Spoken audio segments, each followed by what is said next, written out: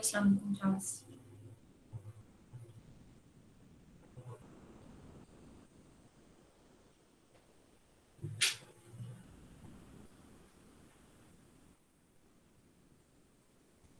Now you can listen.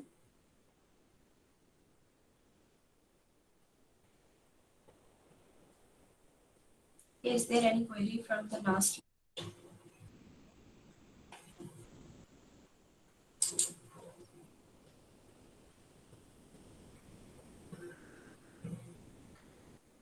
Last lecture में से कोई चीज पूछनी है आपने? यूज केसेस और यूज केस डायग्राम हम लोगों ने डिस्कस की थी।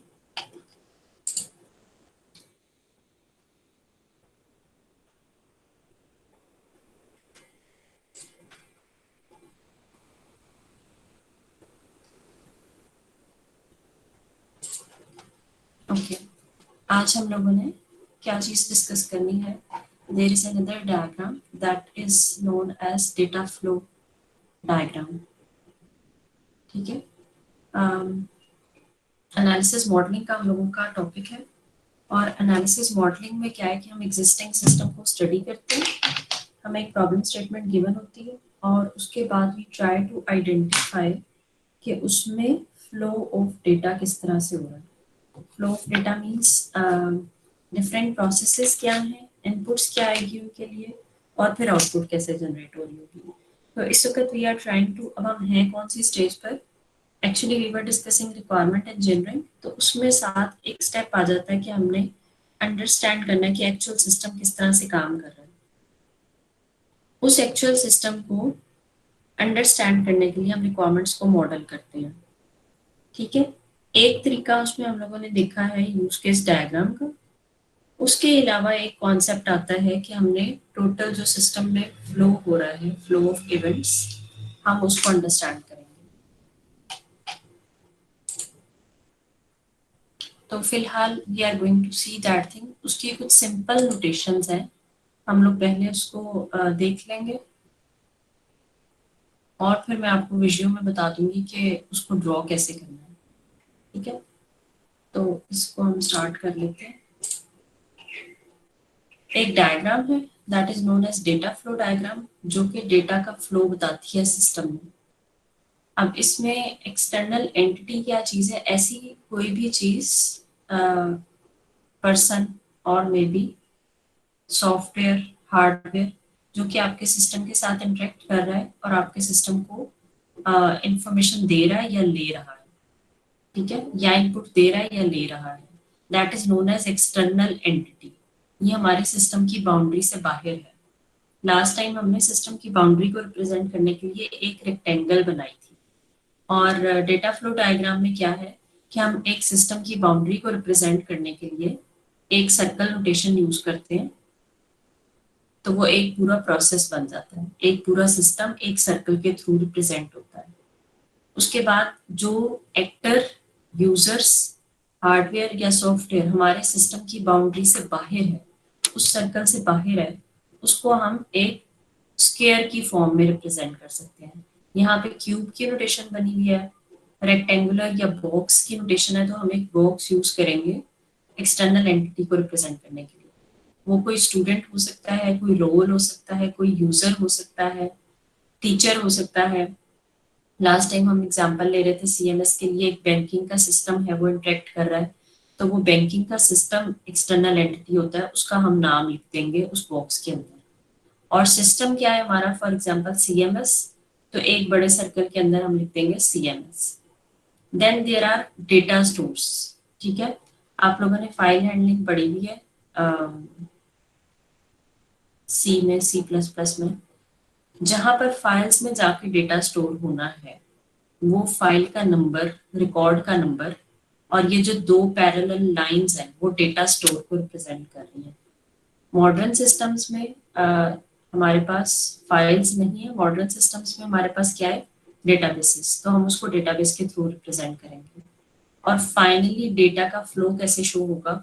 वो इन एरोस के थ्रू शो हो रहा होगा। ठीक है,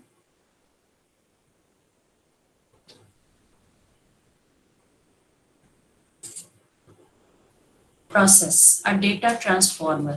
changes input to output. Process क्या है? एक सर्कल की फॉर्म में हम रिप्रेजेंट करते हैं। For example, compute Texas, determine area, format report, display graph.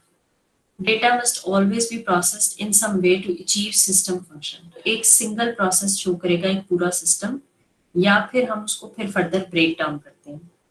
Data flow diagram में हमारे पास डिफरेंट लेवल्स होते हैं। एक कॉन्टेक्स्ट लेवल डीएफटी होती है, जिसको हम कहते हैं लेवल 0 डीएफटी। ठीक है। कॉन्टेक्स्ट लेवल डीएफटी या 0 लेवल डीएफटी क्या करती है कि वो पूरे सिस्टम का, पूरे ओवरऑल सिस्टम को शो कर रही होती है, और उस सिस्टम की सारी इनपुट्स और आउटपुट्स वहां पे रिप्रेजेंट हो रही होती है। Then there is data flow. Data flow कैसे होगा? अब यहाँ पे बताया कंप्यूट सीजीपीए का प्रोसेस है। उसमें इनपुट क्या आ रही है? मार्क्स इन ईच कोर्स, और आउटपुट क्या जा रही है? सीजीपीए। तो ये जो एरोज हैं, ये डेटा का फ्लो कि इनपुट क्या आई है, इनटू द प्रोसेस क्या चीज जा रही है, और आउट। इसके बाद हम इन एरोज को लेबल कर देते हैं। लेबल किस चीज से हुए हैं? जो चीज एज इनपुट जा रही है और जो चीज एज आउटपुट आ रही है। तो डेटा फ्लो मकसद क्या है कि ये एरोज आपने बना रहे हैं कि हम किस डायरेक्शन में मूव कर रहे हैं, और उसके ऊपर उन एरोज को फिर हम लेबल करते हैं कि उसके ऊपर क्या इनपुट या आउटपुट पड़ी हुई है। Then there are data stores. हमने क्या चीज इनपुट दी? स्टूडेंट की आईडी। उसने स्टूडेंट का डाटा एक फाइल से उठाया है कि उस आईडी के कॉरेस्पॉन्डिंग मार्क्स कितने हैं हर कोर्स में, और उस कोर्स के क्रेडिट आवर्स क्या हैं। फिर उसने सीजीपीए, कंप्यूट सीजीपीए प्रोसेस को ये डेटा उठा के दिया है, और उससे वहां से रिटर्न किया हुआ है सीजीपीए। वो फाइल में भी स्टोर हो गया और आगे किसी और प्रोसेस को या किसी और एंटिटी को भी पास हो गया। ठीक है। तो ये डेटा स्टोर्स दो पैरेलल लाइंस हैं जो कि किसी फाइल को या डेटाबेसेस को या डेटा स्टोर को शो कर रही हैं। डेटा को हम किसी और मकसद के लिए उसको सेव करके रखना है, लेटर ऑन यूज करने के लिए। सिंपल रूल्स क्या है? लेफ्ट टू राइट मूव करेंगे, टॉप टू बॉटम जा सकते हैं ताकि हमें पढ़ने में और रीडिंग में आसानी रहे। सारे प्रोसेसेस शो करेंगे। डेटा फ्लोस मस्ट स्टार्ट और and in a process. Her data flow शुरू और आखिर में एक प्रोसेस होगा। देन ब्लैक होल्स को अवॉइड करना है। ऐसा कोई प्रोसेस नहीं होगा जिसमें सारे इनवर्ड एरोज हो लेकिन उससे आउटपुट ना आ रही हो। ठीक है। ऐसा कोई भी सर्कल नहीं होगा जिसमें सारे इनवर्ड एरोज आ रहे हो लेकिन उसकी आउटपुट कोई ना हो, आउटवर्ड एरो कोई ना हो। अगर आउटवर्ड एरो कोई नहीं है तो इसका मतलब है कि वो एक ब्लैक होल है। वो बहुत सारे इनपुट ले रहा है लेकिन उस इनपुट का कर क्या रहा है। Then no magic processes. कोई भी ऐसा प्रोसेस नहीं है जो मैजिक प्रोसेस हो, जिसमें इनपुट तो जा नहीं रही लेकिन वो आउटपुट जनरेट करके दिए जा रहे हैं। वो क्या आउटपुट जनरेट कर रहा है? तो इस तरह के प्रोसेसेस हमने अवॉइड करने हैं इसमें। Okay, this is an example. Example है, उसको हम पढ़ लेते हैं और फिर हम उसके लिए एक डीएफटी ड्रॉ करेंगे।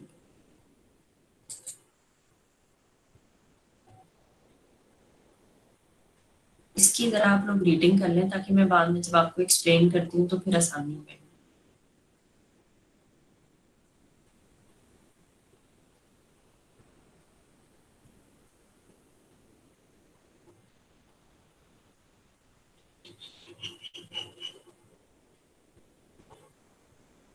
अब इसमें से पूरी केस स्टडी में से हमने आइडेंटिफाई क्या करना है कि एक्सटर्नल एंटिटीज कौन सी हैं। वो यूजर हो सकते हैं,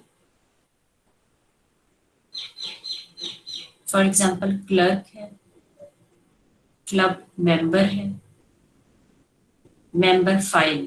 तो ये फाइल का नाम आया तो ये क्या चीज है? ये डेटा स्टोर बन जाएगा।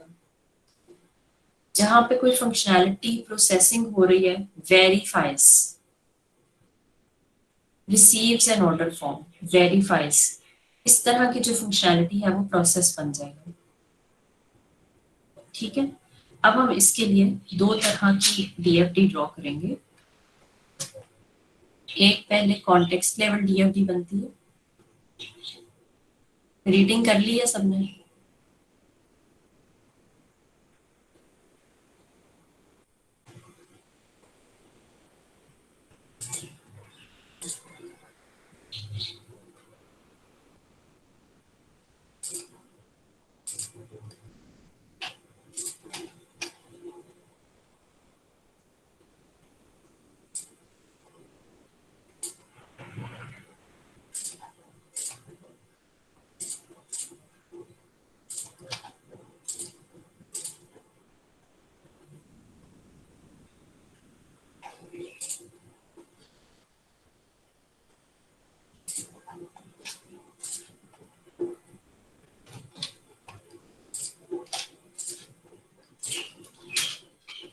मैं आपको इसको साथ विषयों में ड्रॉ करने का बताने लगी हूँ।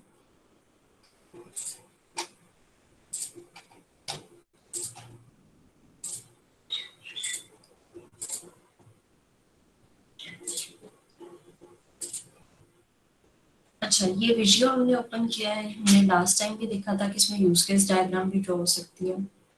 ये डेटा फ्लो डायग्राम है और एक मैंने सिंपल डेटा फ्लो डायग्राम का यहाँ पर पिक कर लिया है। अब यहाँ पे डेटा प्रोसेस पड़े हुए हैं, एंटिटी के लिए पड़ा हुआ है। तो फिलहाल मैं इससे एक इसी सिस्टम के लिए जो भी हम रीडिंग कर रहे थे उसके लिए कॉन्टेक्स्ट लेवल डीएफटी बनाने लगी हूँ। ठीक है,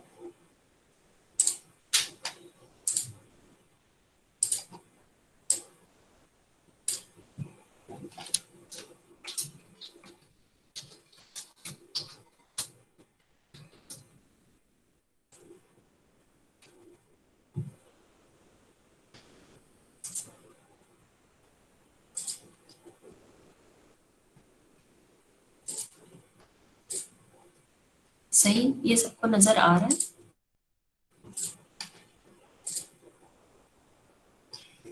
यस मैम, आ रहा है। कॉन्टेक्स्ट लेवल डीएफटी या लेवल 0 डीएफटी।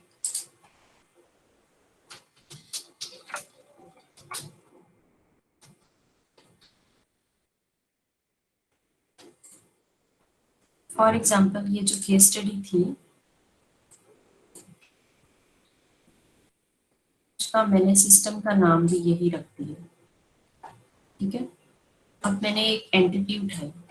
एंटिटी मैंने आपको बताया है कि ये कोई भी क्लर्क हो सकता है जो कि सिस्टम में इसके साथ इंटरेक्ट कर रहे हैं। अब क्लर्क सिस्टम के अंदर तो नहीं है क्योंकि clerk is a human person, तो वो सिस्टम के बाहर एग्जिस्ट करता है। तो हमने इसको लिख लिया है यहाँ पर। इसके अलावा केस स्टडी में क्या था, मेंबर्स थे,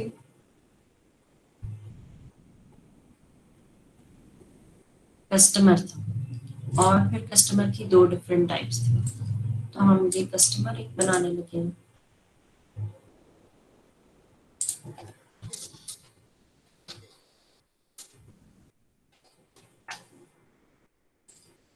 अब इनकी तरफ से सिस्टम में जो भी इनपुट जा रही है और आउटपुट आ रही है वो हम आइडेंटिफाई कर लेंगे।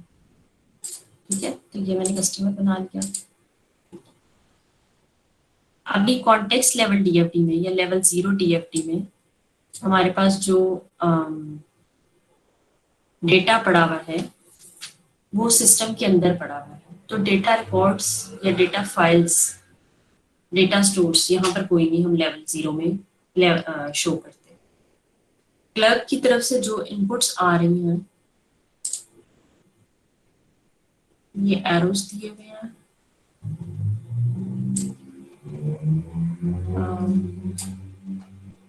तो मैं एक एरो एस इनपुट इसके लिए ले सकती हूँ।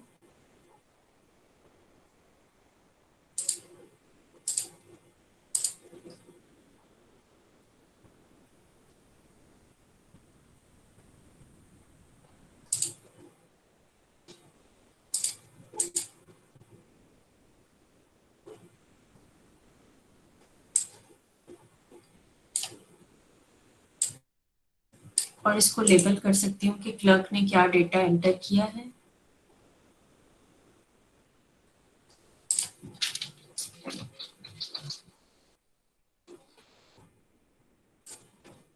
और इसी तरह से कस्टमर की साइड से जो चीज आ रही है वो कोई एक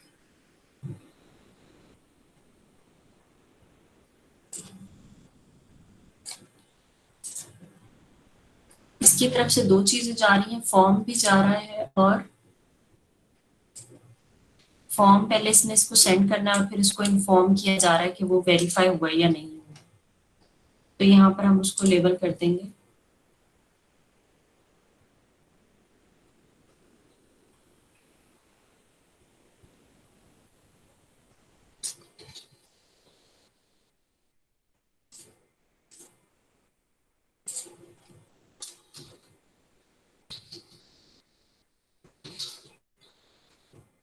ठीक है, तो ये एक लेवल 0 डीएफडी है जहां पर हमने आइडेंटिफाई किया है अभी कि क्या इनपुट्स आ रही है और क्या आउटपुट्स आ रही है, और ये इनकम्प्लीट है इस एग्जिस्टिंग सिस्टम के लिए। लेकिन हम इसमें जितने भी पॉसिबल इनपुट्स हैं और जो पॉसिबल आउटपुट्स हो सकती हैं वो हम सब आइडेंटिफाई कर लेंगे।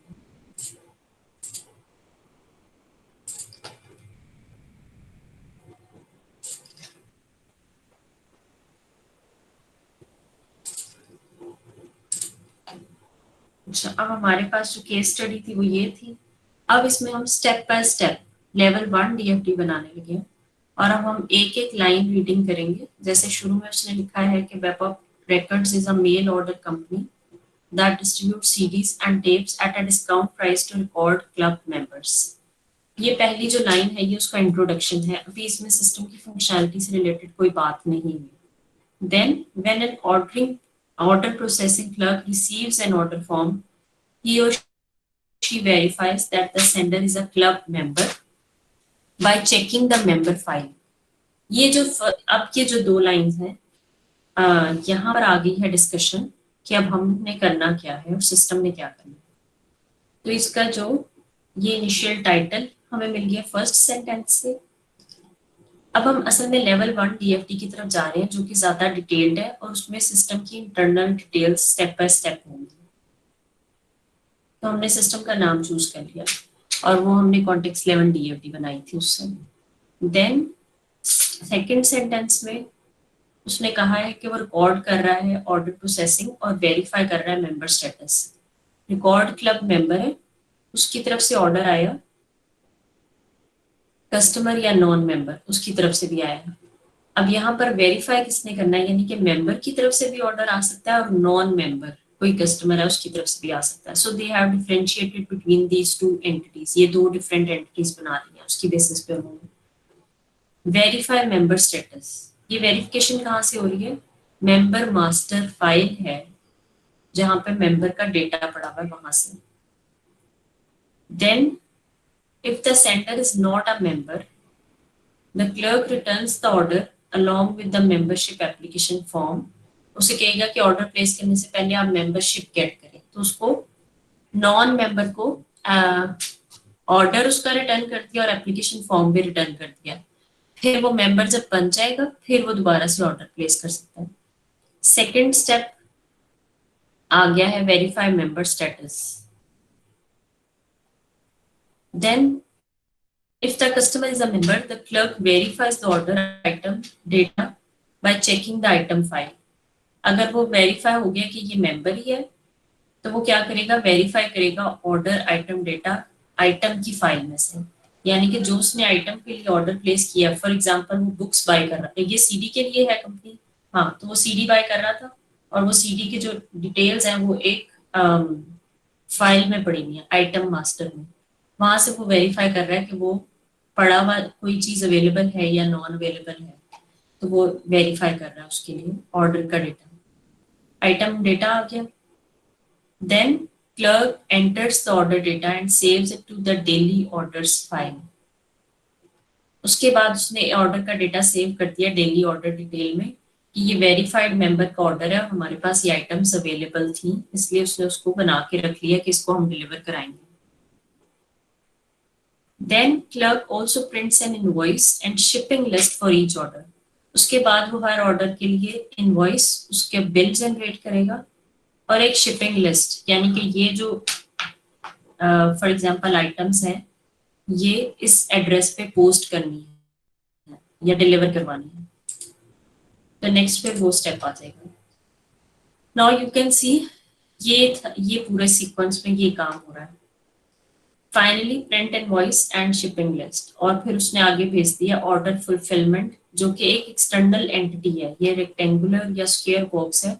ऑर्डर फुलफिलमेंट सिस्टम अलग है, उनको भिजवा दिया यानी डिलीवरी वालों को या जो भी उनका सिस्टम है कि ये इनवॉइसेस हैं और ये पार्सल्स इस एड्रेस पर शिप करने हैं, ठीक है। तो वो जो डिलीवरी की डिटेल्स है वो वहां चली जाएंगी। अच्छा, अब अगर ये पूरी एक लेवल 1 डीएफटी बन गई है, अब इसमें इंपॉर्टेंट चीजें क्या है कि आपके पास हर एंटिटी की आइडेंटिफिकेशन यहाँ पर आ रही है, हर प्रोसेस यानी कि सारे सर्कल्स उनको लेबल करना है, हर एरो कि उसमें क्या चीज जा रही है, इनपुट आ रही है, कौन कौन सी फाइल्स यूज हुई हैं, और हर प्रोसेस का सीक्वेंस। और अब आप इसको देख सकते हैं कि ये टॉप टू बॉटम आ रहा है, लेफ्ट टू राइट आ रहा है। टॉप टू बॉटम मतलब कि पहले प्रोसेस 1 है, 2 है, 3 है, 4 है, तो मुझे सीक्वेंस में चीजें नजर आ रही हैं, इसको मुझे रीडिंग करना आसान है। और जितनी भी एंटिटीज इन्वॉल्व हुई हैं, member, non member, order fulfilment, वो चीजें यहाँ पर आ गई हैं। ठीक है, इसके साथ आप इसमें क्लर्क वाली चीज फिलहाल नहीं है, क्लर्क वाली चीज को हम ऐड कर सकते हैं कि क्लर्क ने भी वेरीफाई मेंबर स्टेटस में अपनी इनपुट दी थी। ठीक है, अदरवाइज क्या है कि उसका रोल इसलिए कम हो गया है क्योंकि यहाँ से मेंबर ने अपना ऑर्डर प्लेस किया और मेंबर मास्टर से वहां से डेटा जो है वो आइडेंटिफाई होके मेंबरशिप स्टेटस।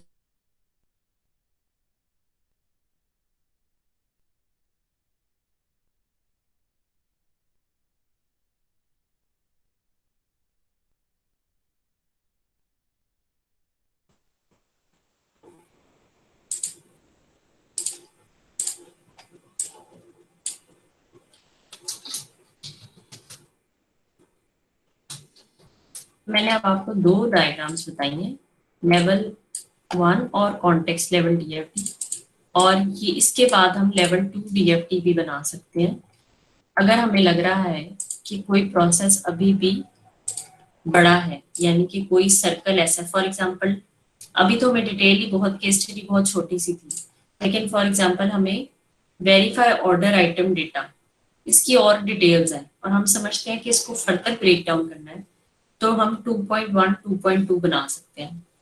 यानी कि हम सेपरेट पेज के ऊपर एक सिर्फ 2.1 और 2.2 और 2.3 तक बना देंगे, वो एक आइसोलेशन में अलग से ही होगा। ठीक है,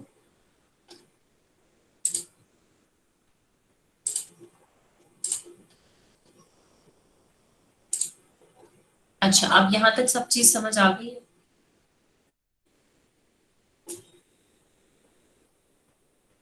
सही, तो अब आपने ये दो चीजें, मैं इसके लिए आपको कुछ प्रैक्टिस भी दूंगी और एक हम लोगों ने प्रोजेक्ट स्टार्ट करना है।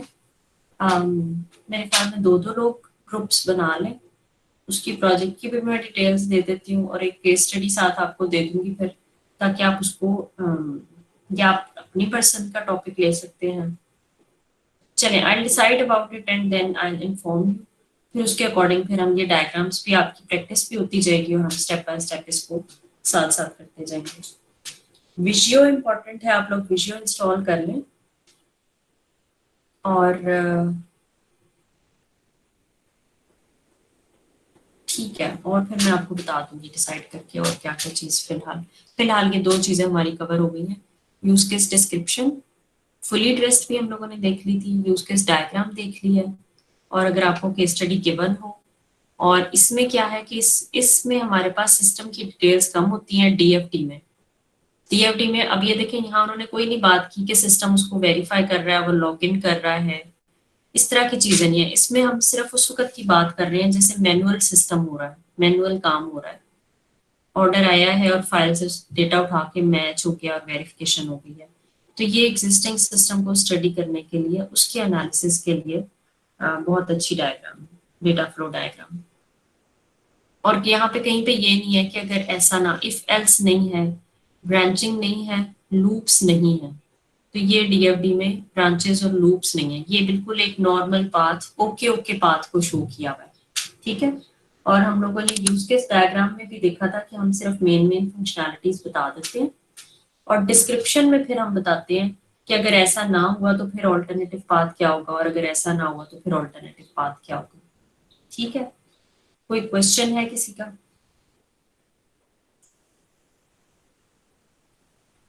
ओके, अब आप रोल नंबर वाइज अपनी अटेंडेंस और कंप्लीट रोल नंबर लिखते हैं।